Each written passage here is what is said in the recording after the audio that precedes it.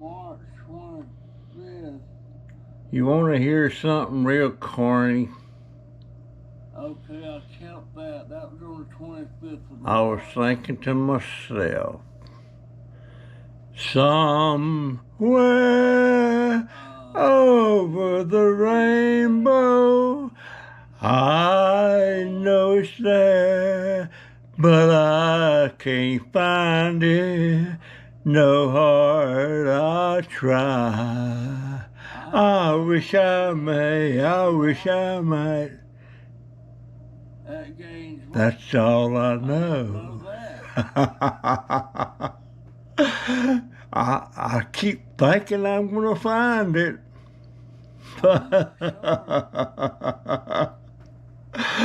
Holy crap. Oh, that freaking rainbow. It's there. I just ain't found it yet, but I'm going to.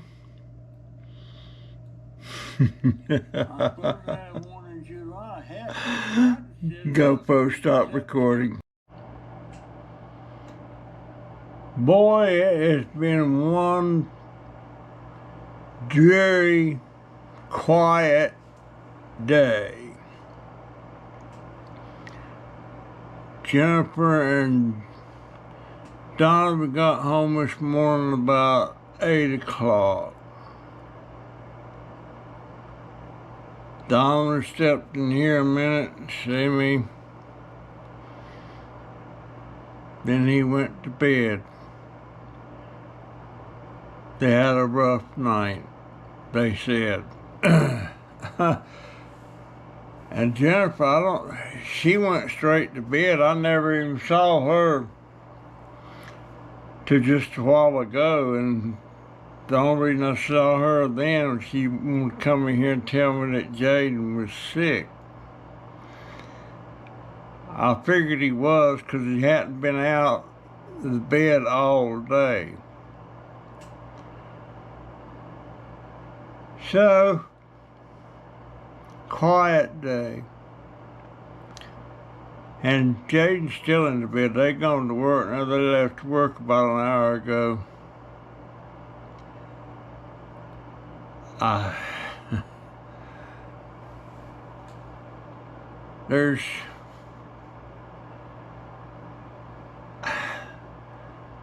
miss them when they ain't up and about.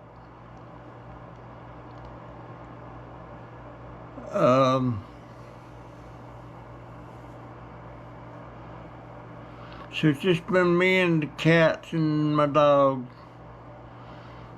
Bailey. You know, I put Bailey out in the mornings for a couple of hours. And then along about 5 p.m. I put her out again.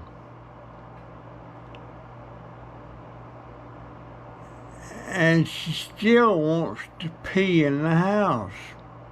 Not always, but enough to aggravate me. I was wondering about something. I'm 83 years old.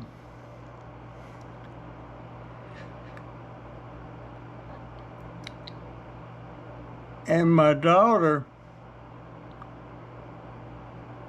and Donovan are taking care of me.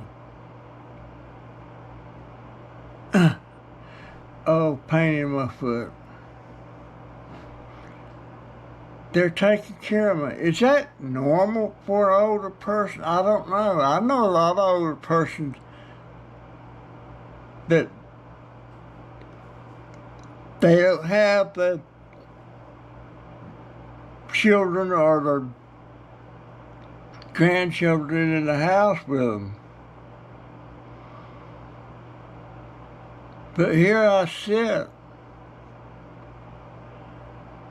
depending on them for everything.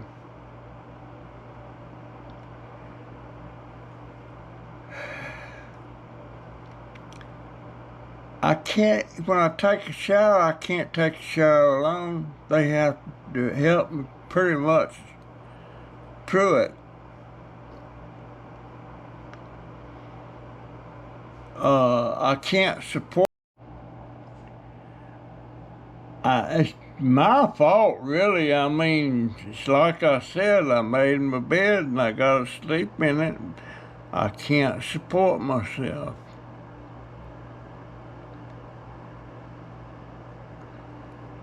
I don't even know if I didn't have the government take a part of my Social Security check every month, and I was getting it all, I couldn't support myself on that.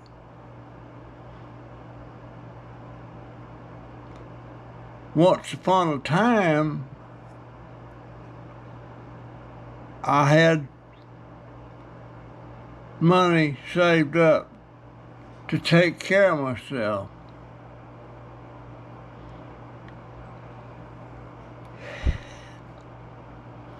But I can't take care of myself.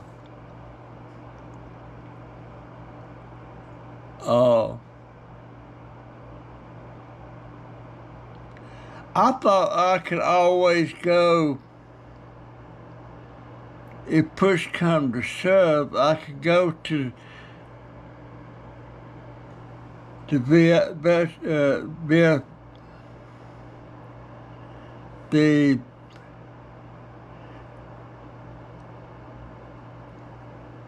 what they call it, VFW home. They got a home over in Fort McCoy. You get a room, get 3 square meals a day, and activities. But I just found out VFW is Veterans of Foreign Wars. If you weren't in Korea and World War II, you're not eligible for anything the VFW has to offer. And they need to change that. It's probably already too late. VFW is fading away because they wouldn't allow anybody to join. If you're a veteran, don't mean you can join unless you was in Korea or World War II. They don't even want Vietnam vets. And what's happening, all those people in World War II are just about dead and gone. And all they got left now is the Korea vets. And they're dying away. So they're going to fade away on the vine. And most Vietnam vets told them, screw them. We don't want you anyway. We don't need to go to your bar and drink. So they're dying on the vine. And I don't know what will happen to the VFW home over there. I always thought that any veteran was eligible for that, but I found out they're not. And I was really shocked to find out they wouldn't allow Vietnam veterans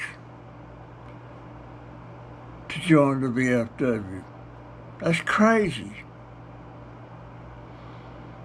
That's crazy.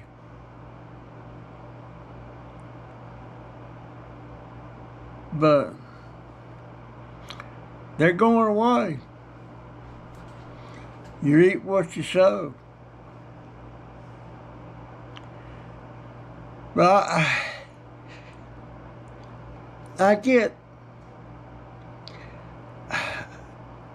I'm calling the vet. I'm even going to try and get Jennifer to take me over there.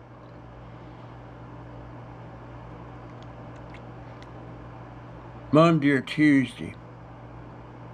I got to have those orthopedic shoes, because this thing's gonna make me trip and fall if I'm not super careful.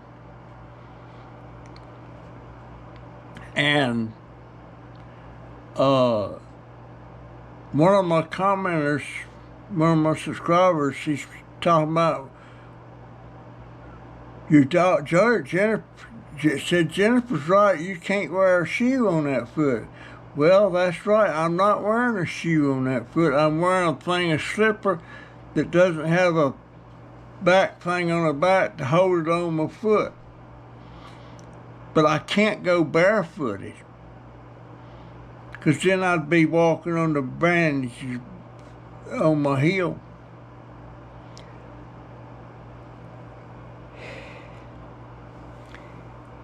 So I wish I could afford them. Just order me a pair of them. But you know, all they got to do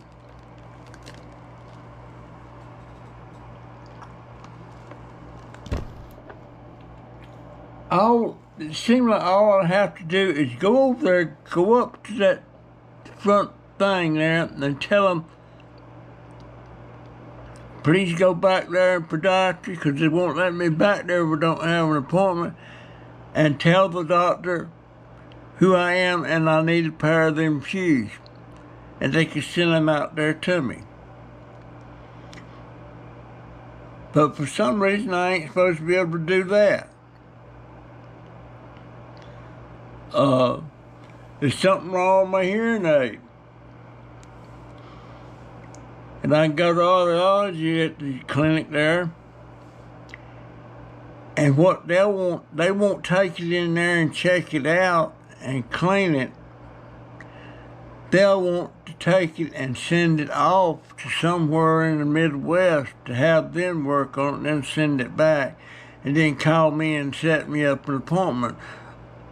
Meanwhile, all of that time, I'm going around with no hearing aid. I'm going around in total silence, just about. So, I guess I just have to tough it out. But I guess I'm going stir crazy. Oh. Now, the place on my heel, there's no pain there. The pain I'm having in my foot, or in my feet, both of them, is that neuropathy, that nerve pain. And I can go to bed and it don't hurt at all. But after a couple of hours, I wake up because I'm having bad pain, especially in my left foot. But I'm having pain in both of them.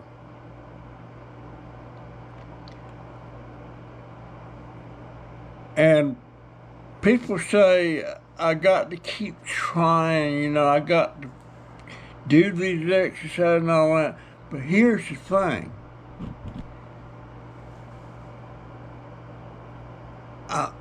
My balance is really off. When I get up in the morning and sit on the side of the bed and I try to get up, and I get up, stand up, and all of a sudden I'll fall backwards. And it takes me 2 or 3 times to get up and get over here and get in my wheelchair. Oh, boy. Do you like my little song? Somewhere over the rainbow. Oh, my goodness. I keep thinking there's got to be something that I can do with YouTube to where I can make a couple of $100 a month. It's not like I'm asking for a lot. I'm just asking for something to where I don't have to do without things that I need for my channel. But things just got so dadgone expensive. It's taking everything. I wish I could get Jennifer to start going to the dadgone food bank on Tuesdays and Thursdays. But the problem she has with that is she has to take Jaden to school. Well, she takes him there early, and they run that food bank up to around 9 or 10 in the morning. She could go, and I mean, granted, there's going to be stuff they said you don't want, you don't need. But at least to get the good stuff, you got to go. You got to go. And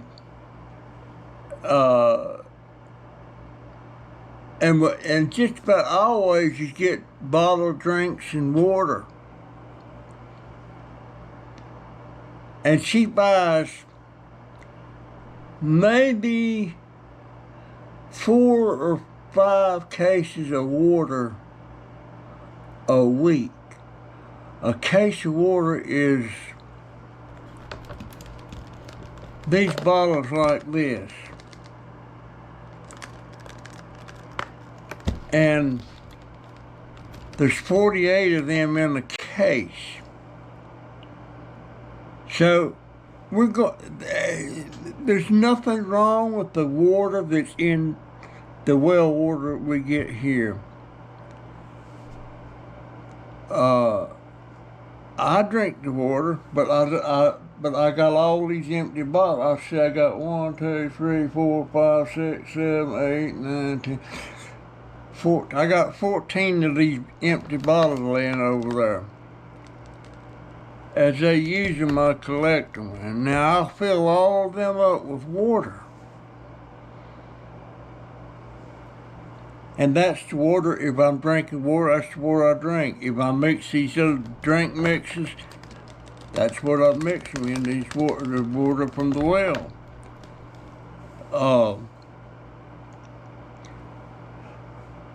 And occasionally, a couple times a week, she comes in, she buys me one of these. I mean, I like them, but I'd rather her get me, I don't see a box laying, well, yeah, I do. Let me see what I do with it. What I do with it? I don't see it. Where's my pickup stick? My picker-upper. There it is.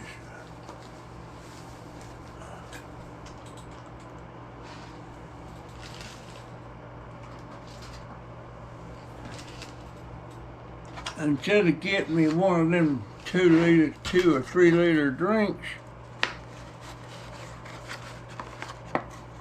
get me a box of these that has 10 packs in it. And when I mix them up, I mix up a full bottle, then I pour half of it in another bottle, and then fill them up with water, so I'm only drinking them half strength. So 10 of them strips gets me 20 bottles of drinks. I'd rather have those than the Pepsis, because the soda's really not good for you. And I don't know when I used to, back in the day, you didn't come in with a case of drinks or stuff like that. That was a luxury. And you might come home with a six-pack. But I doubt if I ever got 2 Cokes or Pepsis in a month. And usually it's when I had a nickel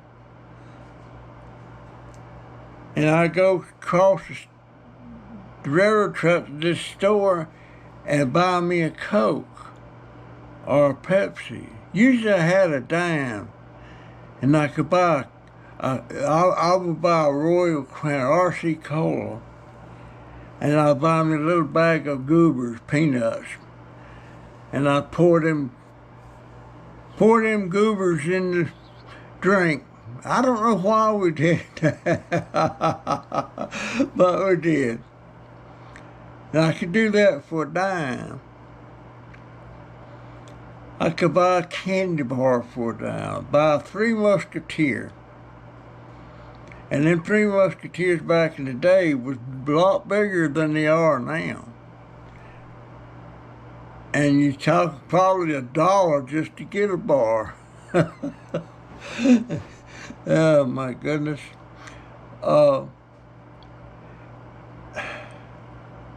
Just things has changed so much. And I'm not so sure it's for the better. The things that I think are better is television and YouTube, the internet.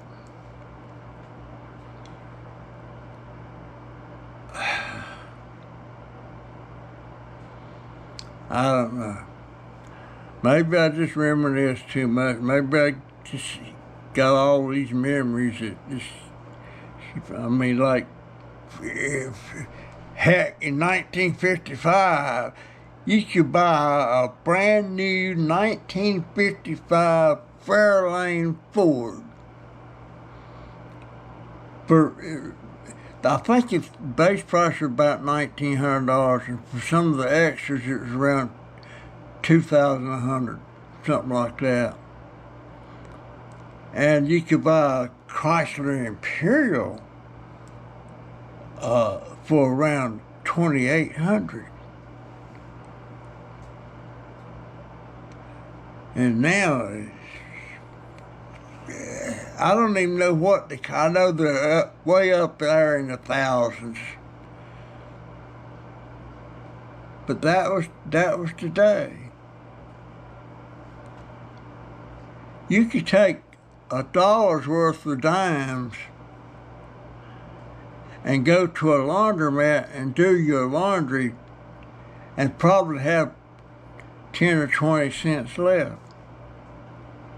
Now, to go to the laundromat, which we're having to do now because our 2-year-old, brand new 2-year-old washers took a dump.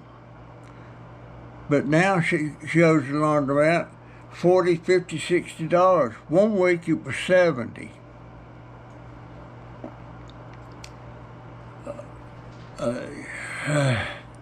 I don't know. I know. And what troubles me about back when I first started to work, it was 75 cents an hour. And I worked for Stiefel Mattress Company, who made mattresses. And then, after I got married, I was making $1.25 an hour. Working for Carolina Wood Turn, that was a furniture factory. $1.25 an hour. And some of the people that had a lot of experience, heck, they was getting $1.75 and $2 an hour. But then my brother-in-law talked me into me and my wife moving to Hickory, North Carolina, and going to work in the furniture factory he worked in. And he said, they're going to start you on piece rates because they're going to train you. And they'll pay you like $1.90 an hour. And after you get trained and go on piecework, you can make about $3 an hour. And that's what I did. And sure enough, man, it started out that more money than I ever made an hour. And when I went on piece rates, it just zoomed up. I thought I was shitting in high cotton then, buddy. I sure did. And but after about 2 years of that piece rate stuff, I decided I know how to do all. I was only doing one part of the furniture manufacturing. I was doing what they call a trimmer. But I watched, I paid attention to everything, and I thought, man, I can do that on my own. And so I started in an upholstery shop, but I didn't have any equipment. So I talked to the people that supplied you with supplies and sewing machines and all that stuff. And if you didn't have bad credit, you could get all that equipment on time. And that's what I did. I got a brand new sewing machine. It was a Console 226. And it cost $690. So I talked to this company, and it was Amsco. And they come in there, they brought me a brand new Console 226 in there, a small air compressor, 2 staple guns, scissors, and them scissors, now those things were expensive. They were like $45 a pair. But they were bigger scissors, they were upholstery scissors. And I still got a callus. See that little callus right down there? That's from 40 years of using them scissors, and it rubbed against the thing that was on the scissors. It's just about to go away. And I've been out of it for way more than 10 years, about 20 years. But they brought all that equipment in there, and they brought you in, I think they brought me 3 rolls of cotton, 2 rolls of Dacron, tack strips, cardboard blind tacking strips and cardboard strips, threads, everything. So there I was, man. I got my own shop. I started putting ads in the Yellow Pages, and it was called, what the heck did I call that shop? What the heck did I call it? Oh, it was,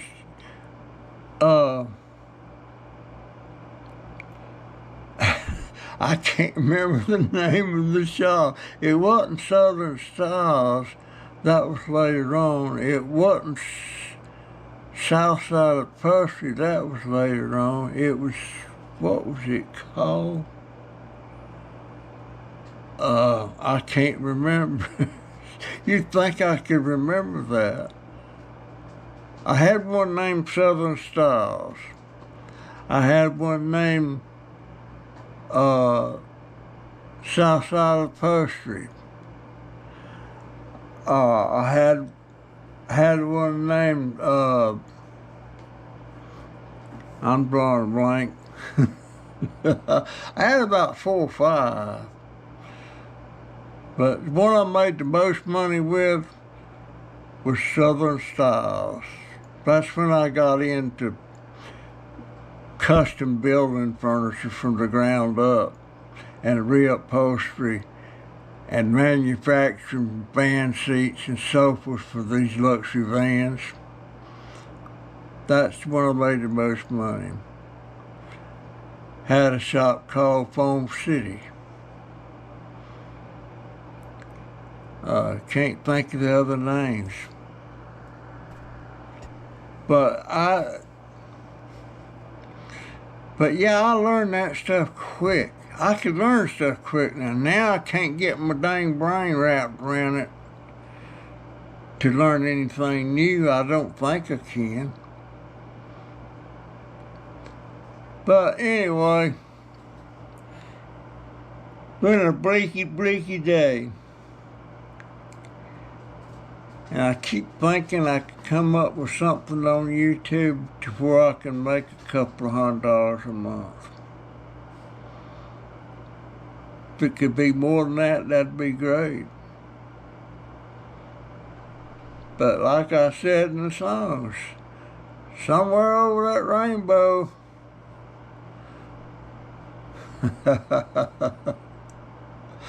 oh my goodness.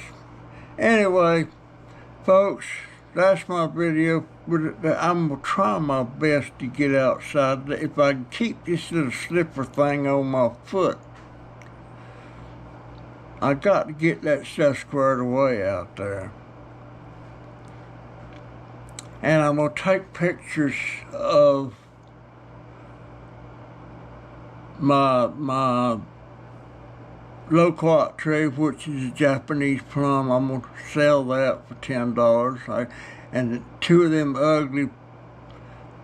ugly cactuses I got out there, I'm going to sell a couple of them. Try to raise $40 or $50.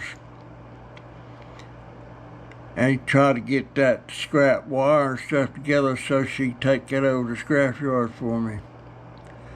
But anyhow, that's my story today, folks, and I'm sticking to it. And hats off to all you folks, and I'll do another live stream on Sunday night. See ya. GoPro, stop recording.